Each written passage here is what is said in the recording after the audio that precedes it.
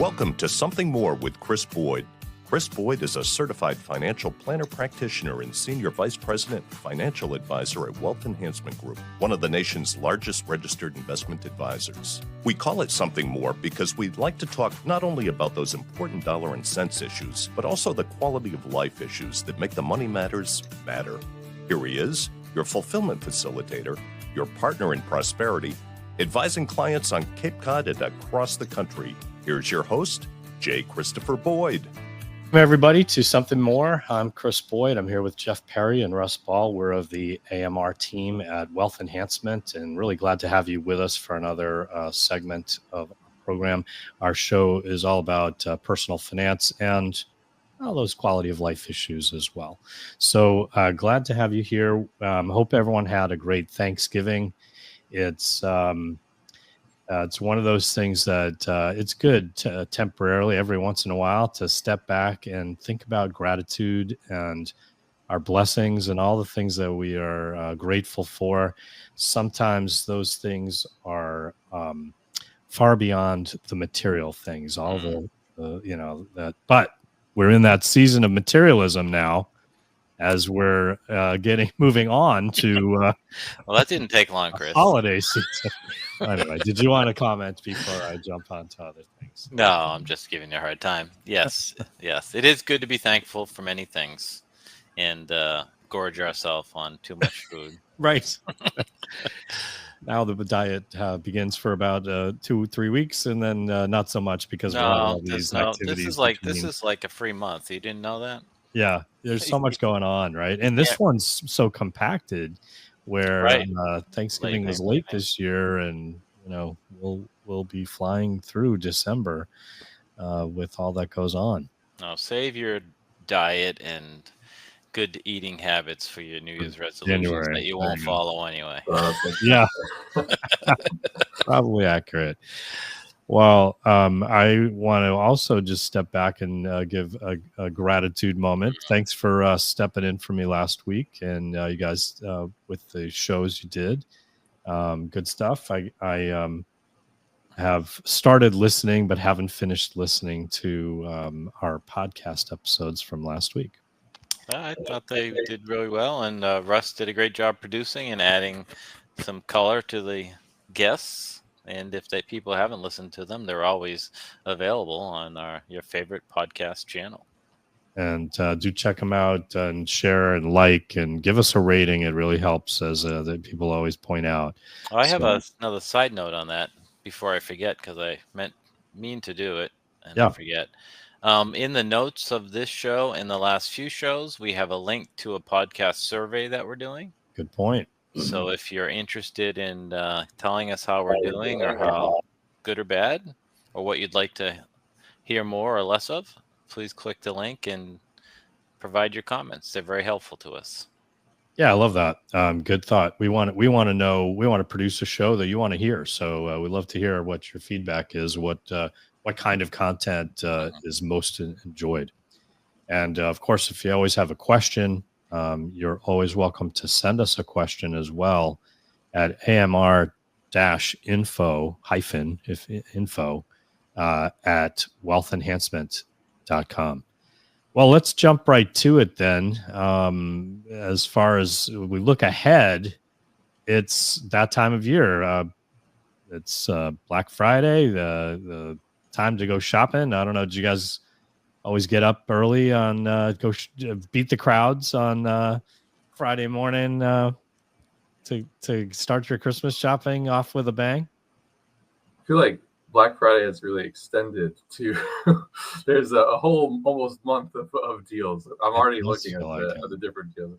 So I feel like Friday is gonna come and go, but then there's Cyber Monday after the weekend. So there's plenty of time to do some. I agree, Russ. A couple of days ago, our microwave died, and so I was looking online to buy another one, and I got a Black Friday deal on Tuesday or whatever it was. So I had the same story. Was doing a little bit of early shopping, and good deals. Started early. So do you guys tend to do your shopping online? Do you tend to do it in person? Do you are you? I mean, I know Jeff's answer to this. We'll ask Russ. I was going to say, are you really organized and have a list? And Jeff's probably got a list with down to the penny as to what he's willing to, the budget for whatever. Wow, I didn't think you were going there. Okay. Am I wrong though? Come on. I didn't say you were wrong. I just said I didn't think you were going there. Geez, come on now. Yeah. But you're very you're methodical. You're very organized and well polite word for that. Yeah. Thank you. You're very deliberate. Yeah. How's that? How about you, Russ? Well, I can't say I'm quite like you, Jeff, but I do have a loose idea of, a few different areas I want to start looking at. And I have a few items listed down that I want to see if there's any deals that pop up. And then I'll check websites like every day at through Cyber Monday, even after, just to see if there's any deals I might have missed. But so it's a little bit less meticulous, but still sounds pretty prepared. Yeah, I do prepare a little. You won't be running out on Christmas Eve, it sounds like, huh? No. I do not like to do that if I can help it. The one big difference with us since we've moved to Florida, but we still go to Massachusetts and Rhode Island for Christmas, is we shop early because we ship everything direct to Lisa's mom's house. You gotta and so it's all she's gladfully our mailbox there collecting it all for you. Huh? That's right. And then when we arrive a few days before Christmas, Lisa, my wife, starts wrapping and all that. So we kind of have to start early, and we have to shop. We don't have to, but this is what we choose, to shop online and to ship right to Freetown, Massachusetts. There you go. That's good planning. That makes sense. That's all the more reason you have to be prepared. Just as an aside, you mentioned Florida. Last week I was in Florida for the summit, which was the Wealth Enhancement Group Summit, where a number of financial advisors gathered, and it was great content. A lot of opportunity to talk about the Wealth Enhancement Group as a business and some of the goals the business has, and our mission, and some of the focus on. And one of the things we've had Jeff Deco on when we first joined Wealth Enhancement Group, and one of the things I really enjoy about his comments as CEO is he always seems to put it into great context about it's all about the client and what we're doing for our clients, and the importance of financial planning and the lives we touch. And so I liked that. There was also a lot of chance to interact with other advisors, see what they're doing well, what their best practices are, and the content of the presentations throughout this conference was really focused on best practices of various types. The round table we talk about with Wealth Enhancement Group, the opportunity to interact and glean information from other experts in their area of expertise was on full display at the Wealth Enhancement Group Summit. But while I was in Florida, Jeff, I noticed that, it was really different. There were all kinds of the Christmas holiday season was out in full display.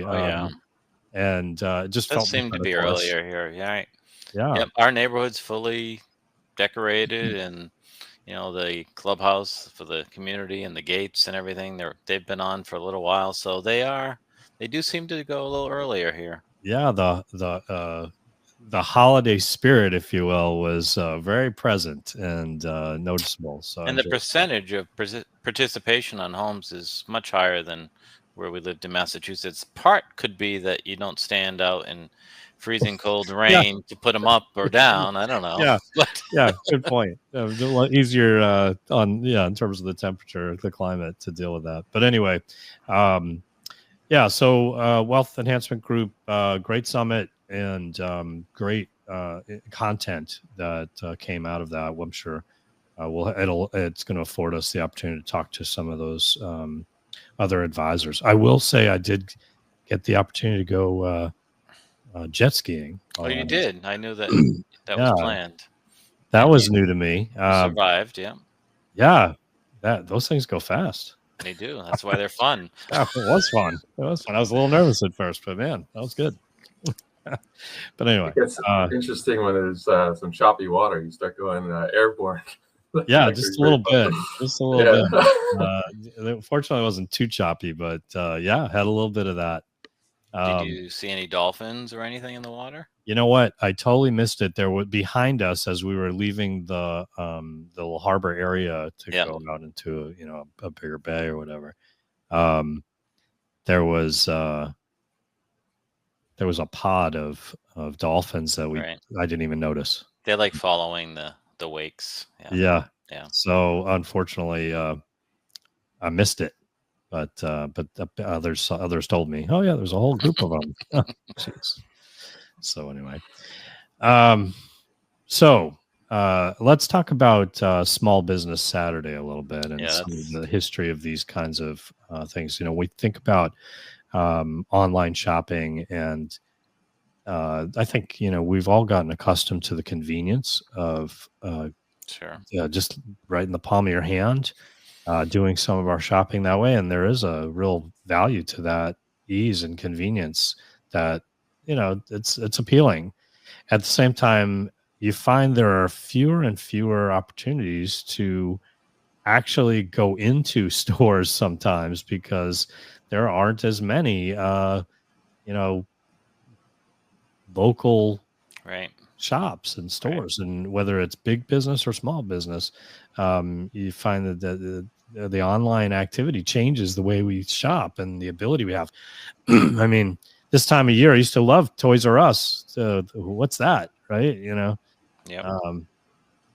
So you got to think in terms of those small businesses that are local businesses and being sure to patronize them as well. Absolutely. Keep that those local businesses that depend on our shopping, our revenues, to keep them afloat. This is an important time of year for a lot of small businesses. It is. There's also been a trend of a lot of these small businesses creating an online presence. If you look at like Shopify and some of the companies that service small businesses selling their products, they're doing very well. So, people adapt to the customer's wants and needs. So that's another way you can support a mom and pop shop or a small business, is to shop online. If you're only shopping online, which a lot of people do, but you can also search out for small business opportunities while searching online. Meaning buy your products from the local place online, though. Yeah. Right. Yeah, that's a good point. That's a good point. I think the big part of this, when we think about this time of year, we want to think about preparing and planning. And Jeff, I was giving you a hard time earlier, but as a practical reality, this is one of those seasons where people get into a lot of financial trouble that comes back to haunt them at the turn of the year when those bills start coming in. And, everyone has different resources and abilities and whatnot, but, no matter what your wealth or income, it's probably a good idea to step back and do some deliberate consideration about what do we want to do, how much, how many people, and then, magnify what that adds up to. When you have kids, naturally you want to give them everything. But at the same time, it can be really costly and burdensome. And you have to be sometimes intentional. And of course, if you rack that up on a credit card and don't have the resources to pay for that on the other end, well, that's going to cost a lot of money. It's not just the cost of the purchase, but then, 15% interest or, 20%, or whatever the credit card interest rates can be, which can be pretty substantial these days.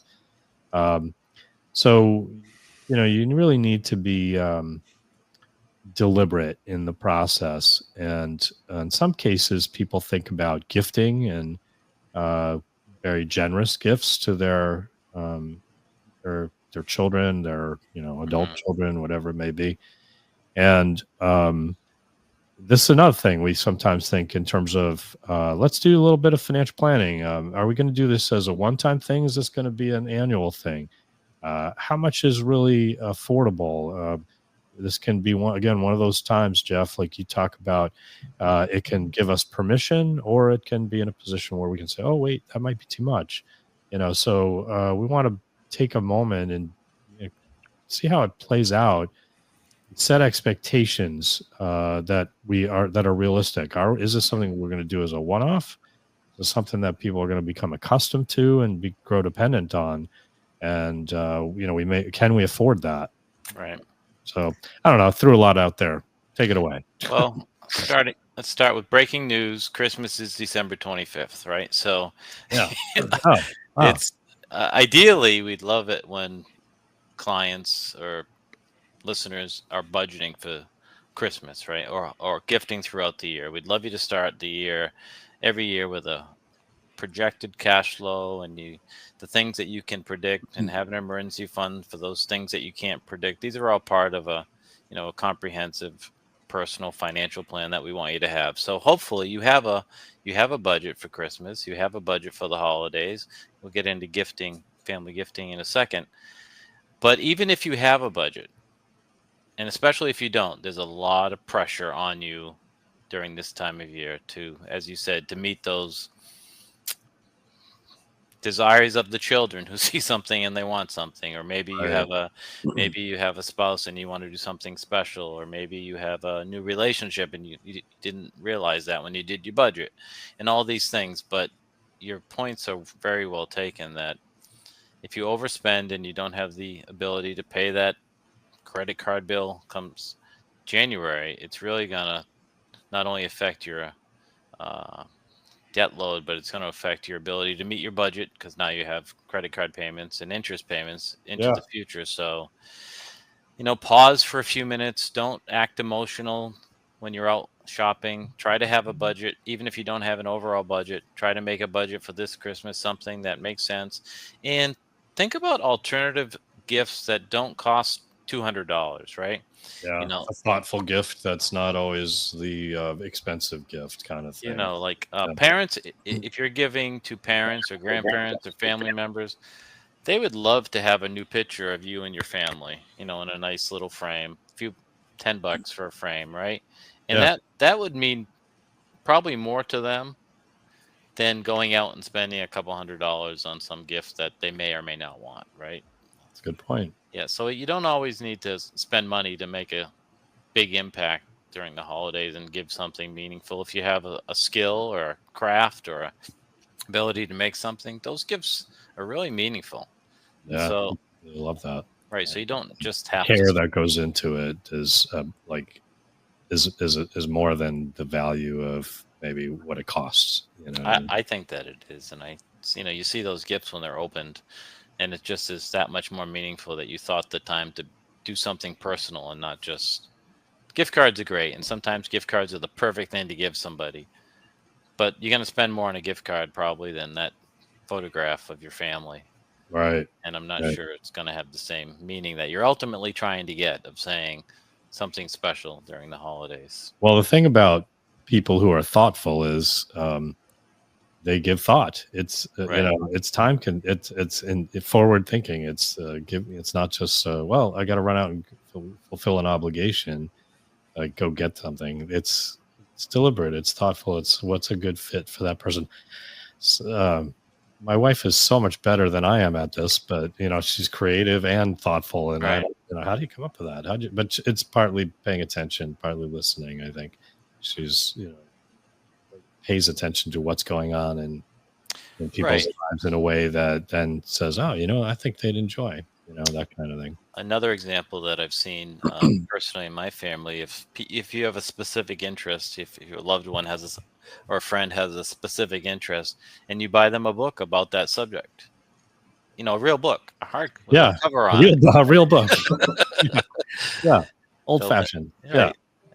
And you can go to your local bookstore to do that as well. And that's right. Very helpful to help you find something that meets the subject. But it goes along with what you're saying about your wife's how she approaches it. If you have a World War II buff or a Civil War buff or a cooking person, you can just pick a special book and write a nice inscription inside of it. And what a thoughtful gift for $10 or $20. It's a great idea, Jeff. Yeah. So I know this isn't the Christmas gift. Hey, you know what I mean? Maybe that's an episode we should be coming up with. Like gift ideas. How do you come up with good gift ideas? Anyway, yeah. But it's just pausing, thinking about it, and thinking about the options, and far beyond our expertise, which is limited. There's so many resources out there. If you were to Google, inexpensive personal gift suggestions for the holidays, you'd come up with more than we're going to come up with here, right? Yeah, yeah. Well, so when we think about this time of year, we've got Black Friday today, and Small Business Saturday. And then, is there anything on Sunday, or does it just go to Cyber Monday? No, I think they're still hoping you go to church on Sunday and watch football.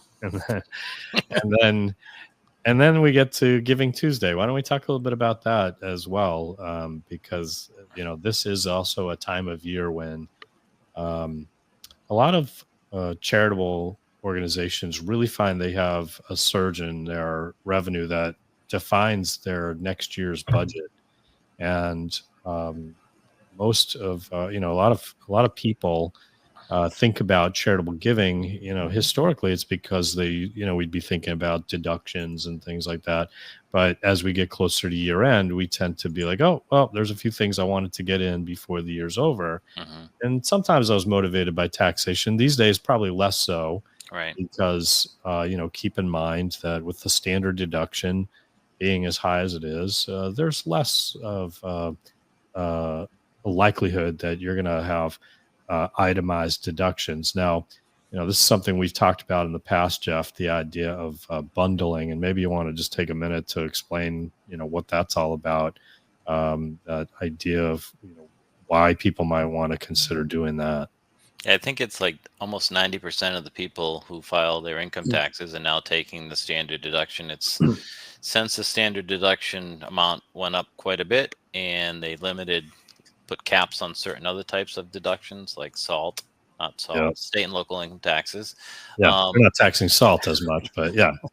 Who knows what's coming? But so less people are itemizing, thus charitable donations are not deductible. But sometimes you have the ability to, if you do something regularly or even a one-time gift, you can bundle all that together and give it all at once. And say you're giving gifts over the next 3 years to this institution.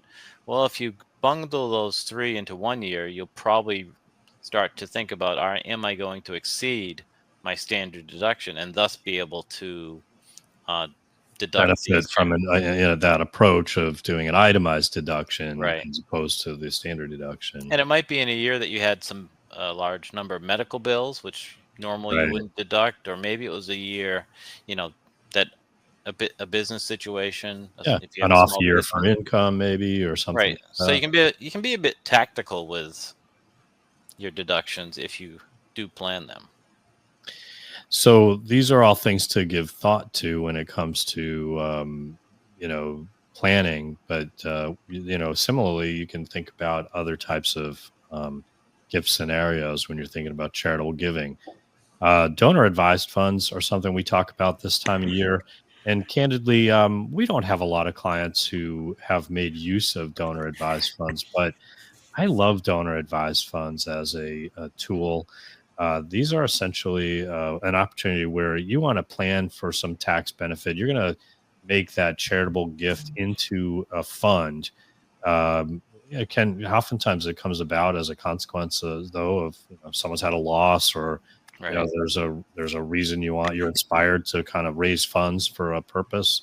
And it could be more than one purpose or more than one donation. Absolutely. Right.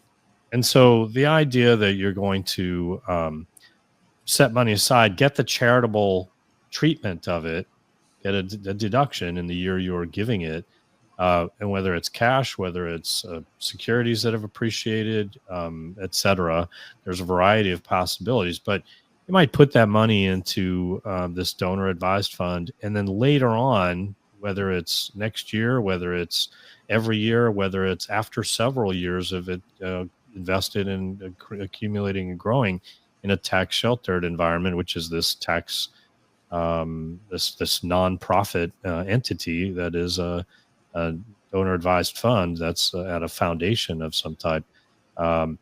Then you can dole out those funds as desired to nonprofit organizations. As you said, Jeff, it doesn't have to be one organization, could be many, can be something that changes over time. Sure. I love it when families gather.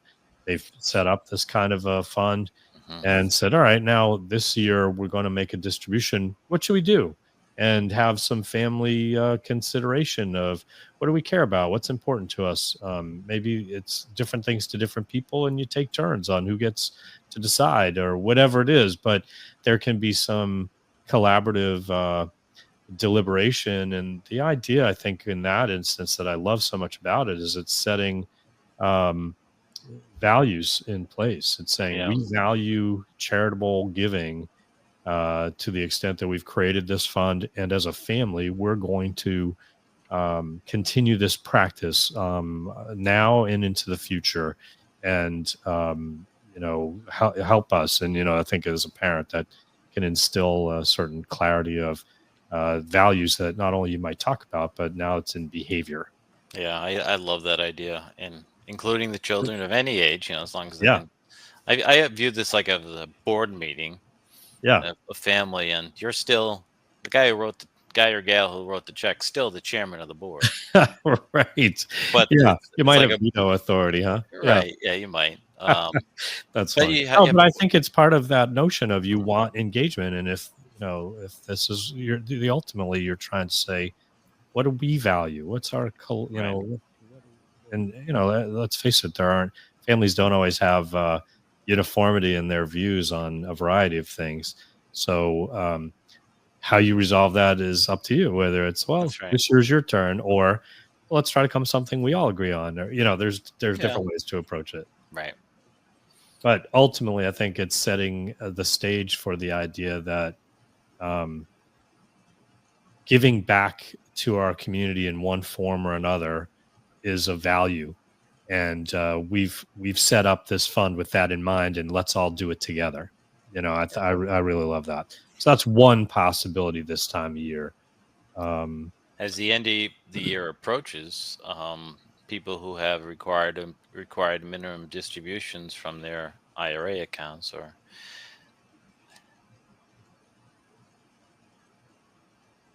if they also have a charitable intent, right? Yeah.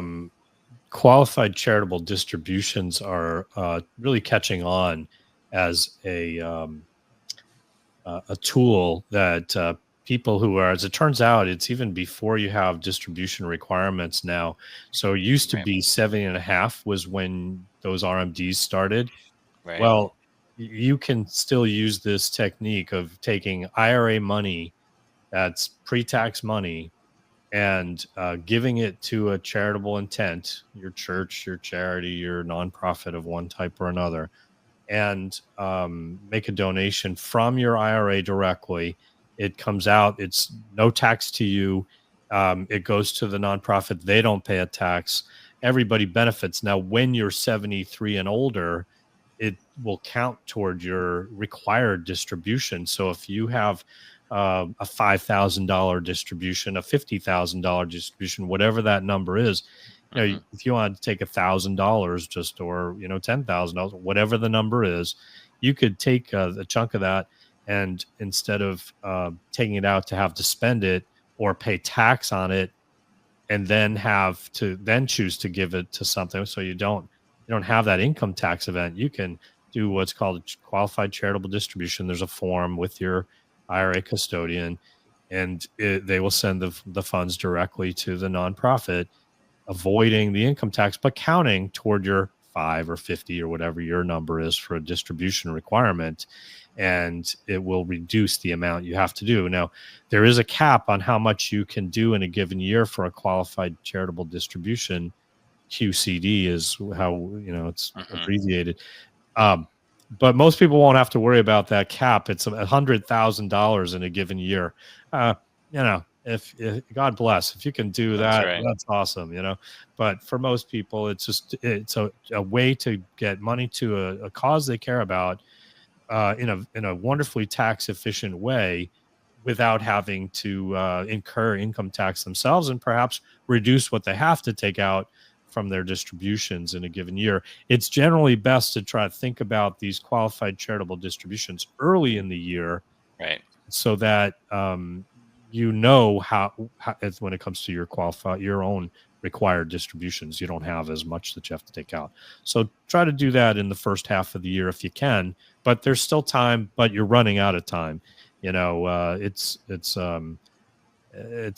a race now to the finish as we run through the rest of the year, and brokerage firms and the like custodians will be inundated with distribution requests at this time of year, and hustle up. It's time. So yeah, after a certain date, which isn't far away from now, they won't guarantee that they'll be able to do it.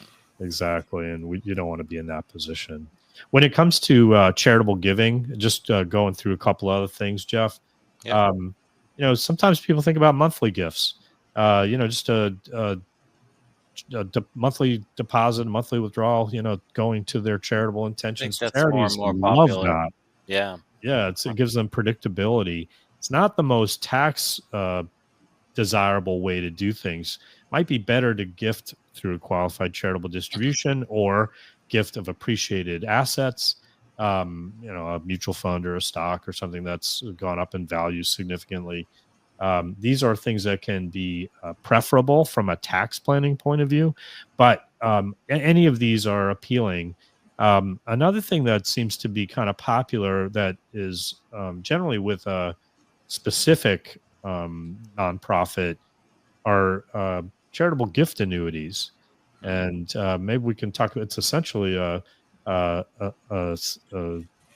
low budget equivalent to a charitable remainder trust, or sometimes called a capital gains avoidance trust. So the idea of these kinds of entities is we can take an appreciated asset, put it into this kind of either a gift annuity or a trust like this. And have it eventually go to the charitable intention, but in the meantime, I can get an income for life, or me and my wife, or me and my kid, or whatever it might be. You can arrange for this cash flow to be essentially annuitized over your lifetime, and then what the remainderment goes to the charitable intention. So it's not a bad way to go. Irrevocable decisions, though. It is a gift. It's true. Yeah. But at the same time, in some cases, it's also cash flow. Right. Right. So there are other types that are much less frequently used, where people can use what's called a charitable lead trust. Essentially, they're going to take a chunk of that money, whether it's an appreciated asset or whatever it is, they're going to put it into that trust, and instead of them receiving cash flow and the charity getting the money at the end, it's kind of the opposite. The charity gets income from it over their lifetime, but the remainderment goes on to their heirs. Yeah. So in any case, all kinds of creative ways you can do some things. Most people, it's just this time of year, I got a few checks I want to write. But you know what? It's a time to step back. Again, let's be deliberate. Jeff, I'm giving you a hard time earlier, but no. This is the reality. This is something that, a little bit of forethought, you can really have impact with your charitable giving, and be intentional about where do you want it to go? How much? How does it affect your plan? And are there great ways that you can not only do good, but you can get some benefit out of this, whether it's tax planning or whatever. There's a lot of opportunities that can be a lot of fun as a planner to be thinking through how can we plan for this in a way that maximizes the benefits of what you might want to do anyway. That's right. But the key part of all that is to make sure that it's part of your financial plan. I think sometimes when people retire and they get into their routine and they're doing fine, the cash flows are fine, and they start thinking about their legacy and gifting, and maybe, it's really common that parents or grandparents want to give gifts of cash, while they're alive, and Christmas is a perfect time to write those checks. But hopefully you're working with a fiduciary, a financial planner, someone that can model that out, because there is a tendency of many generous people, God bless them, but there's a tendency for them to give too much too early, and it can have a detrimental effect on their success of their long-term plan, or maybe maybe the plan looks good, but they haven't adequately done the what ifs. What if this happens? What if one spouse predeceases the other one at an early age, or there's a long-term care event, or there's some need that they didn't project or ask, what if this happens, in their financial plan, and they're giving out money that they ended up actually needing to maintain their quality of life. So just throwing in a little sound effect there to give a little levity. That's how I would feel if I was someone I was advising. If they, and often these gifts are, they're just given for all the right reasons, out of love and wanting to see your money used and appreciated while you're alive. But just be cautious. Yeah, we say this, and we've said it a lot, I know, but the reason we say this, because we've seen it on both sides. Because we've seen it a lot. Where, sometimes it's a great thing to do, and there is a lot of merit to the idea of saying, I want to give this while I'm alive to see them enjoy it, and I want it while it'll make a difference. They're at a time it'll have impact. All these good reasons, right? And that's valid. At the same time, we've seen it before where people are so generous, they're generous to a fault, to the point that they find themselves unable to meet their own financial needs later in life. And they can be strained for their cash flows, or God forbid, like you're talking about, if there's even, a long-term care kind of a need at home, in an institution, whatever it is, that their choices become more limited. They just don't have the resources that they might have otherwise had. And, our objective as planners for our clientele is, we want to make sure that you're okay first and foremost. And that, yes, we want there to be abundance and money to go to the next generation. We had a conversation like this just yesterday, Russ and I, where we were talking about this notion with a client that, first things first, want to make sure you're okay. And they were like, we've done right by our kids along the way. They're all going to be fine. If there's money left over, great. But let's make sure that, we plan for our needs. And if there's ample resources, well, that'll be wonderful for them. And we'll be less worried about the tax planning for them as we are about making sure what's right for us. And I think sometimes people have a much more and generous intention, but they don't always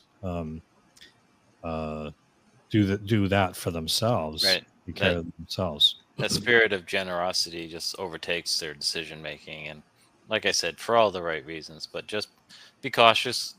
Call your financial advisor, model it out, and it'll either raise a red flag that you might want to reconsider, or give you full permission. There's the word to not worry about it and still be able to do it. Well, that's terrific. And as we wrap up, we'll just invite everyone, if you have need for help in this regard, a little bit of financial planning can go a long way. It's a tight end of year with appointments, but we'd be happy to try to be a resource to you. You can connect with us at 508-771-8900, or as I mentioned, you can send us an email at amr-info@wealthenhancement.com. With that, guys, thanks for another great show. Until next time, everybody, keep striving for something more. Thank you for listening to Something More with Chris Boyd. Call us for help. Whether it's for financial planning or portfolio management, insurance concerns, or those quality of life issues that make the money matters matter. Whatever's on your mind, visit us at somethingmorewithchrisboyd.com or call us toll free at 866-771-8901. Or send us your questions to amr-info@wealthenhancement.com. You're listening to Something More with Chris Boyd Financial Talk Show. Wealth Enhancement Advisory Services and J. Christopher Boyd provide investment advice on an individual basis to clients only. Proper advice depends on a complete analysis of all facts and circumstances. The information given on this program is general financial comments and cannot be relied upon as pertaining to your specific situation. Wealth Enhancement Group cannot guarantee that using the information from this show will generate profits or ensure freedom from loss. Listeners should consult their own financial advisors or conduct their own due diligence before making any financial decisions.